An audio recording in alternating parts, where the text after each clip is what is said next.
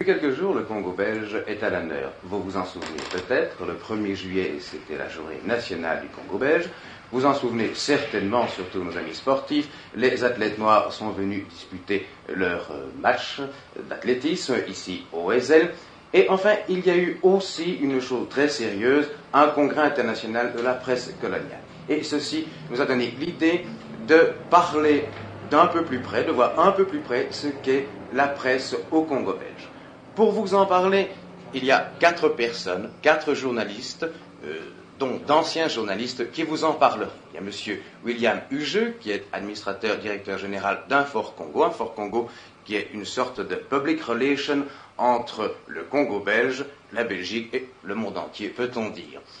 Il y a M. Mobutu, qui est journaliste au journal L'Avenir de Léopoldville. Et il y a M. Jean Bers, qui est ancien journaliste du Courrier d'Afrique, et M. De Coster, qui est directeur de l'Écho du Katanga.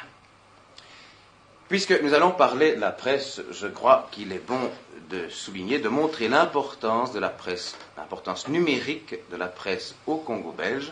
Combien y a-t-il de journaux, M. De Coster? Il y a au Congo environ 300 publications. Publications. Est-ce que ce sont tous des quotidiens ou hebdomadaires et quotidiens? Non, justement, là, il faut bien faire la distinction. Il y a 7 quotidiens et le reste, ce sont des hebdomadaires. Ces hebdomadaires ont une grosse importance puisque dans certains endroits où il n'y a pas de quotidien, l'hebdomadaire tient lieu de journal d'information, d'opinion. C'est ça. Monsieur Mobutu, vous appartenez au journal L'Avenir. C'est aussi un quotidien. C'est un quotidien. Mais il ne s'agit pas d'un journal autochtone. Non, c'est un journal mixte. Un journal mixte, c'est-à-dire avec européens et autochtones. Et donc en langue française. En langue française. Bien. Existe-t-il des quotidiens en langue autochtone? Non, pas encore. Et pour quel motif? Je crois qu'il y a un problème de langue qui se pose, monsieur Mobutu. Oui, parce qu'au Congo, vous avez plus de 124 dialectes. 124 dialectes. 400 véhiculaires. Le Lingala, le Chouéli, le Kikongo et le Chiluba. C'est ça. Donc il n'y a pas de journal national autochtone. Non. Mais je crois qu'il n'y a pas de journal national en langue française non plus. À proprement parler, non. Non. Et pour quel motif, à votre avis, monsieur Le Coster? Plusieurs motifs. D'abord, les difficultés de communication. De sorte que les journaux ont en réalité une importance, une diffusion régionale. Donc, on peut résumer déjà, enfin on peut déjà dire que la presse au Congo belge revêt un aspect plutôt régional. C'est cela, vous êtes d'accord avec cette première notion, disons, de la presse au Congo belge. Oui. Comment se compose un journal? Quelle est la matière des journaux? Sont-ils sensiblement différents de nos quotidiens et de nos hebdomadaires? La différence est que les journaux du Congo s'occupent des problèmes régionaux et les journaux belges, à mon avis, s'occupent des problèmes internationaux et en même temps belges. Bon, ça c'est votre avis. C'est votre avis aussi, monsieur Le Coster, monsieur Jean. Mais je pense qu'on trouve dans les journaux du Congo à peu près les mêmes rubriques générales que dans les autres journaux. Ils font une large place aux informations internationales, qu'ils commentent évidemment beaucoup moins largement peut-être que la presse métropolitaine, mais vous trouvez toutes les informations au jour le jour, très rapidement même. Alors il y a toutes les rubriques habituelles, n'est-ce pas, les pages de la femme, les rubriques sportives, le cinéma, enfin tout ce que vous pouvez imaginer. Et alors au point de vue commentaire, au point de vue polémique si je peux dire, elle se limite aux faits, aux événements locaux. Locaux dans le sens Congo quand même, n'est-ce pas uniquement d'une région, mais de tout le Congo. Non, mais enfin, c'est des problèmes du Congo. C'est le problème du Congo belge qui, dans l'ensemble, est évoqué, enfin, en gros, en tout cas, est évoqué très largement, et non pas des problèmes internationaux. Et est-ce que les problèmes belges sont évoqués également? Je ferai quand même une restriction, oui, si vous me permettez. Oui, je vous en prie. Les problèmes internationaux n'ont peut-être pas une très grande attraction pour le public. Néanmoins, on s'y intéresse dans la mesure où ils peuvent avoir une incidence indirecte avec l'Afrique. Donc c'est toujours l'optique Congo-belge. Qui est au fond tout à fait normal. Ah oui, mais bien sûr, bien sûr. Page sportive aussi, j'imagine, qui est une page très importante comme chez nous. Je présume que là, il n'y a guère de différence. Est-ce que les lecteurs autochtones s'intéressent beaucoup au sport? Oui, ça intéresse plus. Mais beaucoup. Beaucoup. Tous les lundis, n'est-ce pas, ils s'acharnent, n'est-ce pas, sur les journaux, ils achètent beaucoup de journaux le lundi, n'est-ce pas, et puis les journaux, depuis des années, depuis 3-4 ans, n'est-ce pas, ont augmenté leur tirage chaque lundi, enfin. C'est ça. Donc chaque lundi à la page lundi, papier. oui. Et là, Plus qu'une page, ce sont de vrais suppléments que l'on fait. C'est ça. Monsieur Mabutu, quel est le sport Non, le Courrier d'Afrique fait un supplément de 8 pages, De 8 pages, tous les lundis, et qui part comme des petits pains. C'est ça. Monsieur Mabutu, quel est le sport favori des autochtones? Le football. Le football, c'est le sport national. Et le cyclisme, n'est-ce pas, Commence.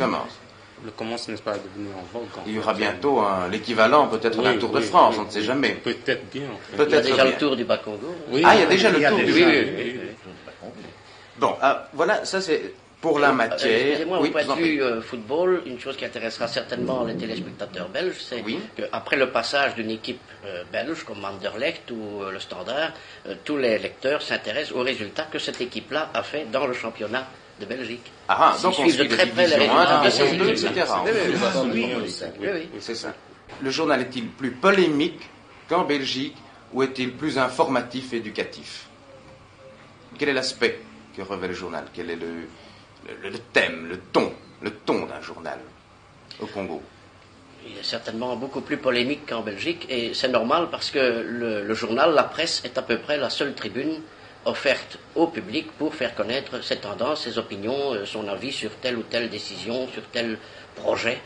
Là, il n'y a pas de chambre, il n'y a pas de parlement, par conséquent, c'est la seule tribune qui existe.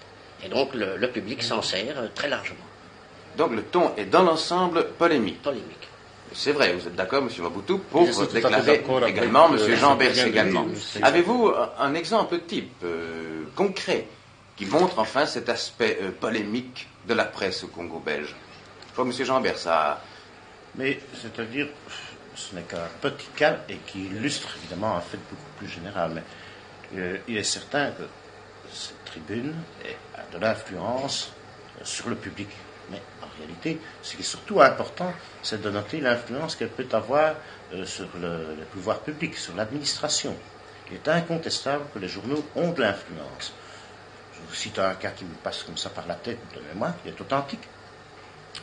Dans la capitale, donc à Léopoldville, on voulait construire un nouveau bureau de poste. Le service provincial avait présenté des plans qui n'étaient pas spécialement élégants. Le journal, le Courrier d'Afrique, a fait une toute petite critique de quelques lignes, mais enfin exprimant de façon très nette, très objective, ce projet allait déparer ce quartier. Eh bien, les travaux publics du gouvernement en général sont immédiatement intervenus et le projet a été mis en veilleuse et la poste n'a pas été construite. Donc incontestablement, la presse au Congo a une influence énorme. C'est une sorte de tribune peut-être, c'est ça.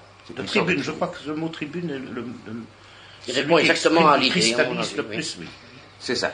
Et M. Mabutu, vous occupez particulièrement d'un secteur déterminé, puisque somme toute vous êtes représentant des autochtones en quelque sorte dans la rédaction de l'avenir. Oui. Et quelle est la réaction des autochtones vis-à-vis de vos articles ou vis-à-vis du journal? La réaction, n'est-ce pas, est nuancée, parce que quand aujourd'hui, par exemple, je prends position sur un problème bien déterminé, tous mes lecteurs sont d'accord avec moi. Ah. Je vais vous citer un cas. Oui. Il y a 3 mois, j'ai pris position sur un problème, n'est-ce pas, de salaire, sur le problème des salaires. Tous mes lecteurs étaient avec moi parce que j'ai trouvé que les salaires des ouvriers congolais étaient bas. Le lendemain, quand j'ai dit à mes lecteurs qu'il fallait aller doucement dans